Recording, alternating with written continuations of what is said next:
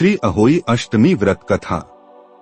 श्री अहोई अष्टमी व्रत कथा संतान सुख और उनकी लंबी आयु की कामना के लिए कार्तिक मास कृष्ण पक्ष अष्टमी तिथि पर अहोई अष्टमी का व्रत किया जाता है।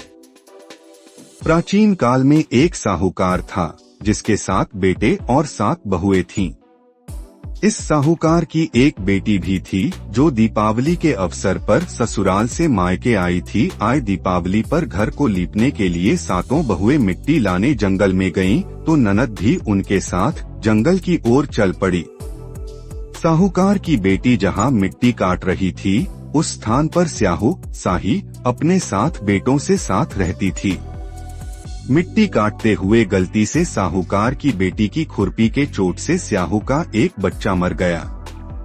इस पर क्रोधित होकर स्याहू ने कहा कि मैं तुम्हारी कोख बांधूंगी। स्याहू के वचन सुनकर साहूकार की बेटी अपनी 7 भाभियों से एक-एक कर विनती करती हैं कि वह उसके बदले अपनी कोख बंधवा लें। सबसे छोटी भाभी ननद के बदले अपनी कोख बंधवाने के लिए तैयार हो जाती है। इसके बाद छोटी भाभी के जो भी बच्चे होते हैं वे 7 दिन बाद मर जाते हैं। 7 पुत्रों की इस प्रकार मृत्यु होने के बाद उसने पंडित को बुलवाकर इसका कारण पूछा। पंडित ने सुरही गाय की सेवा करने की सलाह दी। सुरही सेवा से प्रसन्न होती है और छोटी बहू से पूछती है कि तू किस लिए मेरी इतनी सेवा कर रही है और वह उससे क्या चाहती है। जो कुछ तेरी इच्छा हो वह मुझसे मांग ले। साहूकार की बहू ने कहा कि स्याहू माता ने मेरी कोख बांध दी है जिससे मेरे बच्चे नहीं बचते हैं। यदि आप मेरी कोख खुलवा दे तो मैं आपका उपकार मानूंगी। गाय माता ने उसकी बात मान ली और उसे साथ लेकर 7 समुद्र पार स्याहू माता के पास ले चली। अचानक साहूकार की बहू की नजर एक ओर जाती है। वह देखती है कि एक सांप गरुड़ पंखनी के बच्चे को डसने जा रहा है और वह सांप को मार देती है। इतने में गरुड़ पंखनी वहां आ जाती है और खून बिखरा हुआ देखकर उसे लगता है कि छोटी बहू ने उसके बच्चे को मार दिया है। इस पर वह छोटी बहू को चोंच मारना शुरू कर देती है।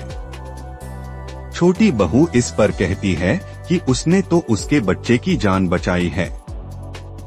गरुड़ पंखनी इस पर खुश होती है और सुरही सहित उन्हें स्याहू के पास पहुंचा देती है। वहां छोटी बहू स्याहू की भी सेवा करती है। स्याहू छोटी बहू की सेवा से प्रसन्न होकर उसे 7 पुत्र और 7 बहू होने का आशीर्वाद देती है। स्याहू छोटी बहू को 7 पुत्र और 7 पुत्रवधुओं का आशीर्वाद देती है और कहती है कि घर जाने पर तू अहोई माता का उद्यापन करना। 7 अहोई बनाकर 7 कड़ाही देना। उसने घर लौटकर देखा तो उसके 7 बेटे और 7 बहुएं बेटी हुई मिली। वह खुशी के मारे भाव विभोर हो गई।